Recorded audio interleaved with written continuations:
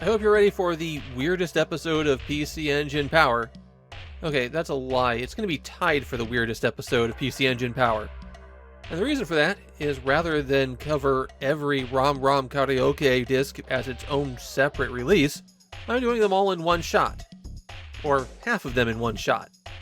So something you need to be aware of immediately is that there are two different ROM ROM Karaoke series on the PC Engine. Both of them have 5 volumes, and the second series actually releases all 5 of its discs before the 5th volume of this series. The original ones, which I'm talking about here, were released by NEC. The other series, that I'll get to probably around September, were released by Victor Music. Now, because this is absurdly confusing, people use 2 things to tell them apart. First, the cover of the NEC version is entirely in English, so people write the title ROM ROM Karaoke in English. Second, each of the 5 volumes of the Victor Music ROM ROM Karaoke have a subtitle, so people write the whole title in Japanese characters and include the subtitle. So this video is about the one with no Japanese text, no subtitle, and published by NEC. Okay.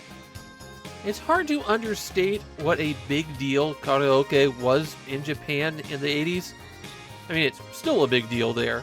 It's just not as popular as it was. While karaoke existed before that, the advent of laserdiscs and CDs really let it take off in the mid-80s.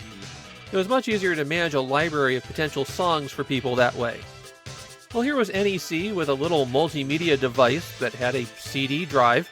Karaoke discs made a lot of sense. You could include the music and a little video to go along with it. It was basically everything you needed. Well, except for how you were limited to the TV's audio. Which is why NEC released the PC Engine Amp. It's a platform designed to fit the PC Engine with the CD-ROM, and it came with an equalizer and some big speakers. The amp was released the same day as the first 2 volumes of ROM ROM Karaoke, but NEC didn't stop there. If you were going to use your PC Engine as a karaoke machine, you needed one more thing, and that was the Mic 30 Dynamic Mic, which was released alongside Volume 3 of ROM ROM Karaoke.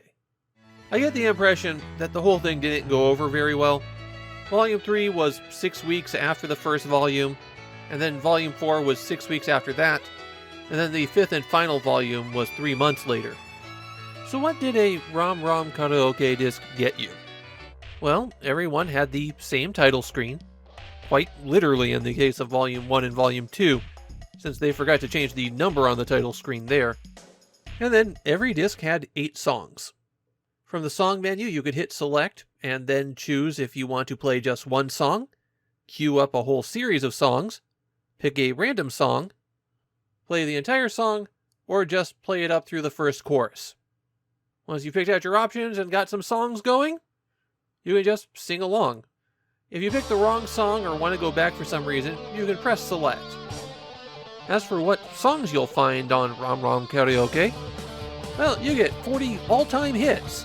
Classics like Tenchi to Yuwaku, Jinsei Iro Iro, Runner, Genkai Lovers, Unjarage, and many more. The songs picked for these discs are actually a pretty good selection of popular songs in Japan in 1989. You've got a good mix of genres, recent hits, some classics. Maybe the weirdest selection on all the discs is the last one on Volume 5. It's the Beatles' Yellow Submarine. Yeah, a cover of it reworked as a Japanese folk song was a novelty hit in 1982, which is how it wound up here. I guess I should stop this now since I can already hear Apple Records lawyers getting warmed up. You might have noticed that all of the songs are accompanied by little videos, and they're actually pretty cute. It's not full motion video. We won't see that on the PC Engine for a little while still. But they're definitely taking advantage of that storage space on the CD-ROM to throw a lot of unique graphics on the screen for each song.